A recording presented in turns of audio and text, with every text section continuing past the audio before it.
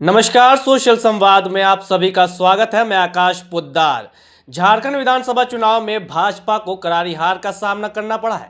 जहां अब राज्य नहीं पूरे देश में इस विषय पर चर्चा हो रही है और आज हम इसी विषय पर चर्चा करेंगे। हमारे साथ हमारे सहयोगी शशि भूषण जी मौजूद है। सर, झारखंड विधानसभा चुनाव हुआ, भाजपा ने गठबंधन के तहत चुनाव लड़ा, लेकिन इस बार करारी हार का सामना करना पड़ा है। मात्र 21 सीट। क्या हुआ? जहां इस बीच आपने देखा होगा कि हेमंत सोरेन जेल गए, मैया योजना आया, चंपई सोरेन को मुख्यमंत्री बनाया गया, भाजपा में गए, कई सारे समीकरण बदले, पर भाजपा को हार का सामना क्यों करना पड़ा? देखिए, इसके कई कारण हैं। जितना आप देख रहे हैं कि इंडिया गठबंधन की जीत को लेकर चर्चा हो रही है, उतनी बीजेपी की हार की हो रही है। और बीजेपी के जो कार्यकर्ता हैं, जो नेता हैं, वो काफ़ी मायूस हैं। और भले ही कुछ सीटें वो जीत गए हैं, लेकिन जीत के बाद भी वो जश्न नहीं मना पा रहे हैं। उनको भी पता है कि बीजेपी की अब तक की सबसे ज़्यादा शर्मनाक हार है। इसलिए कि अभी तक इस तरीके का हार नहीं हुई थी। पिछले बार भी उनकी सरकार थी, एंटी इनकम्बेंसी थी, कई नेता नाराज थे। इसके बाद भी वो आपके 26 से 28 सीटें लेकर आए थे। बाबूलाल मरांडी जी फिर आ गए थे। तब भी ये स्थिति नहीं थी। तब भी आंसू अलग लड़ने के बाद भी 2 सीटें लेकर आई थी। लेकिन इस बार सारी तैयारियां करने के बाद भी, आपके गठबंधन होने के बावजूद भी, आप देखिए कि आंसू 1 सीट लेकर आती है और बीजेपी के, जैसे आपने कहा, 21 सीटों पर आकर सिमट जाती है। तो ये बड़ा सवाल है। एक तरफ जरूर महाराष्ट्र की जीत को लेकर बीजेपी अपने जश्न मना रही है। केंद्रीय नेतृत्व पर कोई फर्क नहीं पड़ रहा कि चलिए हमारे महाराष्ट्र में इतनी बड़ी जीत मिली है।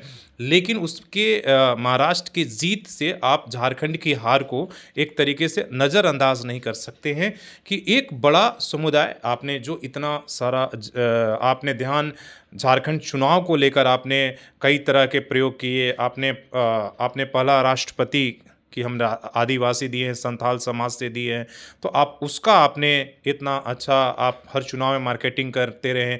आप चुनाव से पहले आप प्रधानमंत्री जो है, पहली बार बिरसा मुंडा के जो जन्मस्थली है वहाँ वो जाते हैं और वहाँ से वो संदेश आप मध्य प्रदेश, राजस्थान जब चुनाव था उस समय आदिवासियों को देते हैं। तो कहा जा रहा है कि भाई बीजेपी में जो है आदिवासियों के बीच में काफ़ी लोकप्रिय हो गई है। जब छत्तीसगढ़ की जीत हुई, जब राजस्थान की जीत हुई, तो इस तरह से फिर आपने देखा कि उड़ीसा में आदिवासी मुख्यमंत्री बनाया गया, छत्तीसगढ़ के अंदर आपने आदिवासी मुख्यमंत्री दिया। तो आपके ध्यान में कहीं ना कहीं था कि जो भाई झारखंड है उसको ध्यान में रखते हुए आपने सारी चीज़ें प्रयोग की थी कि हम किसी तरीके से, जो बीजेपी के ऊपर एक ये आरोप चस्पा है कि भाई आदिवासियों के बीच में उनकी लोकप्रियता नहीं है, चाहे आदिवासी उनसे दूर है, तो उनको दूरियां कम की जाए।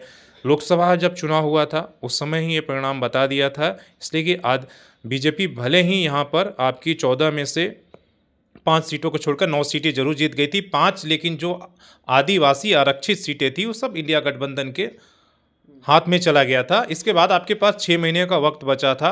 लेकिन 6 महीने में आपने ऐसा क्या किया? आपने क्या उस हार से सबक नहीं लिया? आपने क्या किया? आपने सिर्फ यही किया है कि जेएमएम को तोड़कर आप कुछ नेताओं को अपने पाले में लेकर आया। आप चंपई सोरेन को लेकर आए, आप लोबिन हेम्ब्रम को लेकर आए, आप जो है जेएमएम के नेताओं को अपने यहाँ मतलब लेकर आए। लेकिन आपके यहाँ जो आदिवासी नेता थे उन पर आपने विश्वास नहीं जताया। उनको कहीं ना कहीं आप नज़रअंदाज कर दिए, उनको आप बैक सीट पर भेज दिए। चुनाव के बाद जैसे ही आप लोकसभा चुनाव हुआ, आपने देखा शिवराज सिंह चौहान को आप वहाँ से चुनाव प्रभारी आपने भेजा। अच्छे वो सफल मुख्यमंत्री रहे हैं, अच्छे संगठनकर्ता हैं, चुनाव को उनकी समझ है। आप हेमंत बिस्वा शर्मा को आप यहाँ पर दो मतलब ऐसे लोगों को आपने यहाँ पर लगाया। लक्ष्मीकांत वाजपेयी पहले से यहाँ पर प्रभारी थे आपके संगठन के। करमबीर सिंह काफ़ी समय से काम कर रहे थे।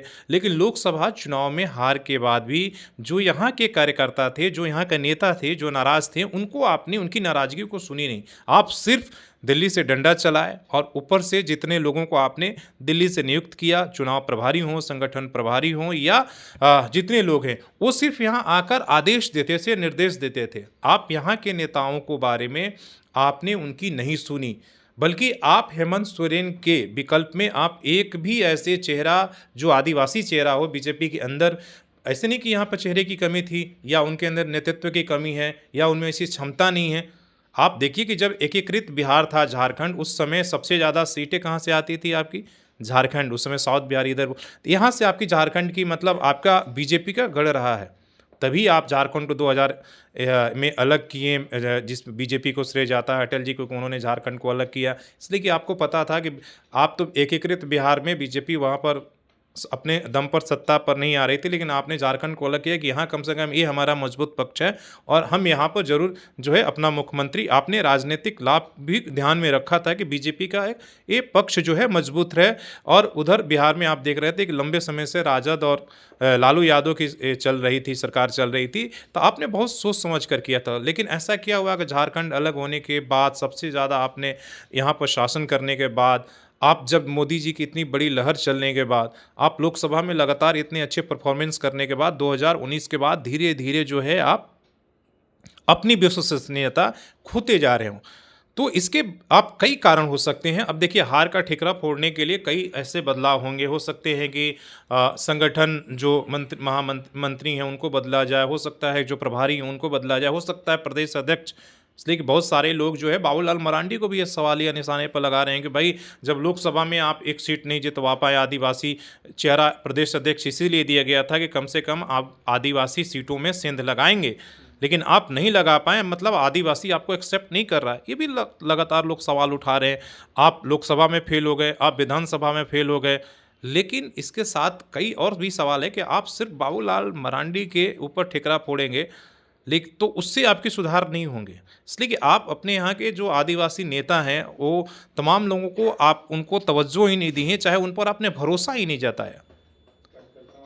आप कार्यकर्ताओं को आपस में लड़ाते रहें, आप देखिए आरोप प्रत्यारोप होते रहा, बाहर के नेताओं को लाकर आपने तवज्जो दिया। ये भी एक बहुत बड़ा कारण है कि जो पहले से पुराने नेता थे उन्होंने अपनी ही पार्टी में एक तरीके से दरकिनार और नज़रअंदाज, उनको लगा कि हमें नज़रअंदाज किया गया। मंचों पर आप देखिए, जब प्रधानमंत्री का मंच सज रहा था तो आप देखेंगे जो पुराने नेता थे ऐसे हाथ जोड़ के खड़े थे, उनको तवज्जो उस तरीके से नहीं मिला। कई लोगों को प्रधानमंत्री या अमित शाह जी से मिलने का भी मौका नहीं मिला। तो ये तमाम कई ऐसे थे, कहीं ना कहीं उनको अंदर से तो टीस ही था कि जिस पार्टी को हमने 20 साल दिया, चाहे जिस पार्टी के साथ हम 30 सालों से थे, वहाँ हमें इस तरीके से मतलब ये किया जा रहा। तो वो भी एक बहुत कारण रहा। आप बाहर से नेताओं को ले आए, लेकिन अपने जो नेता पहले से थे उनको आपने तवज्जो नहीं दिया। आप देखें कि चुनाव के समय जब बगावत हुई कई सीटों पर, जब बीजेपी के बागी खड़े हो गए, तो पूरे चुनाव तो आप उनको साधने में टाइम लगा दिए, उनको मनाने में। आप किसी को संगठन में पद दिए, किसी को आपने कुछ कहा, इस तरीके से आप एडजस्ट किए, तो आपका पूरा एनर्जी जो है इसमें लगा। केंद्रीय नेतृत्व जरूर वहाँ पे हेमंत बिस्वा शर्मा से लेकर और तमाम लोगों को ले आया, तो उनका काम क्या था, संगठन को एकजुट होकर काम कराना, बल्कि वो चेहरा बनना नहीं। लेकिन यहाँ पे चेहरा कौन दिख रहा था आपका पूरे चुनाव में? हेमंत बिस्वा शर्मा। सारे बयान से लेकर, बैठकों से लेकर, सारे फैसले से लेकर, घोषणा पत्र से लेकर, प्रदेश अध्यक्ष सिर्फ साथ में बैठे रहते थे। यहाँ के नेता सिर्फ साथ में बैठे रहते, लेकिन घोषणा कौन कर रहा था? दिल्ली के नेता कर रहे थे, चुनाव प्रभारी कर रहे थे। तो आप चेहरा, आप हेमंत बिस्वा शर्मा को आप यहाँ पर ये करेंगे, जब वो आदिवासी समाज की बात उठाते हैं तो उनसे ये लोग सवाल पूछ रहे थे कि जब आप आदिवासी हितैषी की बात कर रहे हैं तो आप असम के अंदर जो संथाल समाज, जो झारखंड से अंग्रेजों के ज़माने में जो आदिवासी गए हैं, आज भी चाय के बागान में काम कर रहे हैं, आप वहाँ उनको आदिवासी के स्टेटस क्यों नहीं दे पा रहे? आप यहाँ पर बोल रहे हैं कि हमें सारा कुछ देंगे, आप असम के अंदर क्यों नहीं दे रहे हैं? ये तमाम सारे सवाल थे, और वो जितना भी बोलते थे उससे आदिवासी समाज कहीं ना कहीं वो नाराज और भी हो रहा था, क्योंकि आप वहाँ पर असम के अंदर तो आप अपने आदिवासी स्टेटस नहीं दे रहे हैं, जो कि यहीं के लोग हैं, सगे संबंधी है, यहीं से झारखंड जब अंग्रेज के ज़माने में ले गए, वहाँ पर चाय के बागान में वो काम कर रहे हैं, लेकिन उनको वहाँ पर आदिवासी का स्टेटस अभी भी नहीं है। तो आप क्या बयान दे रहे हैं? आप सिर्फ कह रहे थे कि बोरा में भर के जो है भेज देंगे। तो लोग सवाल, कई लोग अब क्या है ना कि देखिए, अब आदिवासी समाज भी तर्क करने लगा है, वितर्क कर रहा है, वो देख रहा है, पढ़ा लिखा भी, उनके यहाँ रिसर्चर भी है, तमाम तरह की चीज़ें हैं कि आप उनके लिए क्या लेकर आ रहे हैं। आप सिर्फ जुमलों के सहारे यहाँ पर आप जगह नहीं बता दें। पहले भी हमने कहा कि आदिवासी का भी ये जो झारखंड है संवेदनशील राज्य है।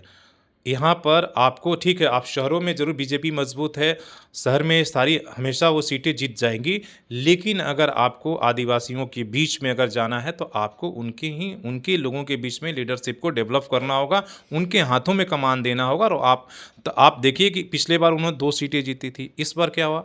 आप सिर्फ 28 में से आदिवासी 1 सीट जीत रहे हैं। उसी तरह दलित सीटों में आप जो शेड्यूल कास्ट के सीट है उसमें से आप 9 सीटें आरक्षित है, उसमें से आप बीजेपी 3 जीतती है, बीजेपी 3 और एक एलजेपी, मतलब हाँ। तो बाकी जो है सीटें वहाँ भी आप ये नहीं हो पाते हैं। तो सबसे बड़ा जो आपका दलित चेहरा है, प्रतिपक्ष का नेता है अमर बावरी, वो हार जाते हैं। तो कई तरह के कारण हैं। आप ठीक है जेक्लेम एक कह सकते हैं कि वो आपके वोट बैंक काट दिया, लेकिन आपको अपने संगठन के अंदर भी देखना होगा, झांकना होगा। आपको लोकल लीडरशिप को आगे जो चेहरा है उसको लेकर आना होगा। आप उसको अगर अंडर एस्टिमेट करेंगे, जब आप भरोसा नहीं करेंगे, आप ही अपने चेहरा पेश नहीं करेंगे, तो यहाँ के लोग आपके नेतृत्व पर कैसे भरोसा करेंगे। वो कहेंगे कि ये तो भाई दिल्ली से सरकार चलेंगे, वहाँ से आदेश आएगा तब आप ये करेंगे। आप यहाँ के झारखंड के मुद्दे पर बोलेंगे नहीं कि आपसे आप स्थानीय नीति की बात आती है, बीजेपी के स्टेटमेंट नहीं आती है। आप भाषा का विरोध होता है, आप ना इधर को देते हैं कि दोनों, आप दोनों चाहते हैं कि आप चुप रह के आप जो शहरी वोटर है, आदिवासी, दोनों को हम साथ लेंगे, ऐसा नहीं होगा। आपको अपना स्टैंड, स्थानीय नीति पर आप क्या, आपका स्टैंड है, आप क्या करना चाहते हैं, आपको बोलना होगा। जब भाषा के आंदोलन विरोध होते हैं तो आपको बोलना होगा। तो आप इन तमाम जितने संत, जब आपको सरना धर्म की बात होती है आप नहीं ये करते हैं, बोलते हैं। जब कुर्मी आंदोलन होता है तो आप चुप्पी साध लेते। तो जो यहाँ के तमाम आंदोलन हैं, जो चीज़ें हैं, आप अगर उस पर बात नहीं रखेंगे, आपके नेता बात नहीं करेंगे, तो कहीं ना कहीं जब ओबीसी आरक्षण की बात होता है उस पर आप नहीं बोलते हैं। तो आप सिर्फ खाली ये कहेंगे कि हम एक हैं, सेफ हैं, और दूसरा आप जो सबका साथ सबका विकास, इसकी कहकर इस जुमले के साथ अगर सारे सवालों को आप टाल देंगे, यहाँ के जो सवाल है, तो कहीं ना कहीं जो है उस पर तो लोगों को कैसे ये होगा, विश्वास होगा। तो कई ऐसे कारण हैं। संगठन में आपको जरूर अभी हार का ठिकरा होगा, समीक्षा होगा, दिल्ली से लोग आएंगे, हो सकता है प्रदेश नेतृत्व से लेकर जिला तक से लेकर संगठन से आप सब कुछ बदलाव कर लें, लेकिन जब तक आप यहाँ के लोगों को आप नेतृत्व नहीं देंगे, उनको अगर फ्री हैंड नहीं देंगे, चेहरा नहीं बनने देंगे, सब कुछ अगर वो दिल्ली के आदेश पर ही तय करेंगे, तब तक जो है हमको लगता नहीं कि आप उन सीटों के बीच में आप विश्वास जीत सकते। कई ऐसे कारण हैं। हम सवाल यह रहेगा कि भाजपा के टिकटों की घोषणा होती है और एक आरोप लगता है परिवारवाद का, क्या ये आरोप काम आया? देखिए, परिवार, देखिए आप जेएमएम पर आप परिवारवाद के आरोप लगा रहे थे। आप देखिए कि प्रधानमंत्री से लेकर तमाम जितने भी नेता हैं, प्रधानमंत्री खासकर, उन्होंने कहा कि परिवारवाद की पार्टी, बाप बेटे की पार्टी, पति पत्नी की पार्टी, ये आप बोल रहे थे। आप जेएमएम को लेकर बोल रहे थे, आप कांग्रेस को लेकर बोल रहे थे, लेकिन जब टिकट बंटवारे की बात आई तो आप भी वही किए। तो आप क्या जनता को इतने, जब टिकट देते हैं, आप मुख्यमंत्री, पूर्व मुख्यमंत्री के आप बहू को टिकट देते हैं, आप भाइयों को टिकट देते हैं, डुलू महतो को आपने भाई के देखा, मतलब कई ऐसे उदाहरण हैं।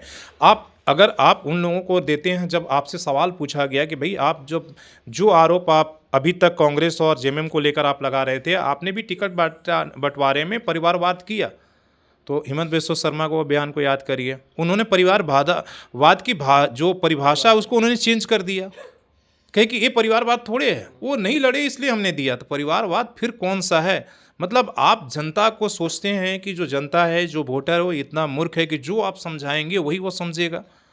तो आप अपने ही स्टैंड पर जिन सवालों को आप उठाते हैं, उन सवालों पर आप खुद खड़ा नहीं रहते हैं। और सबसे ज़्यादा, जनता तो छोड़ दिए, संगठन के अंदर, आपके कार्यकर्ताओं के अंदर ये सवाल उठता है और वो बागी हो जाते हैं। तमाम जगह से चुनाव लड़ने लगते हैं, रांची से लेकर आपके कांके से लेकर आपके तमाम जगह, धनबाद से लेकर राजधनवार से लेकर आपके जमशेदपुर से तमाम जगह पर आप देख रहे हैं कि आपके कार्यकर्ता बगावत करके इसीलिए परिवारवाद के खिलाफ वो चुनाव लड़ने लगते हैं।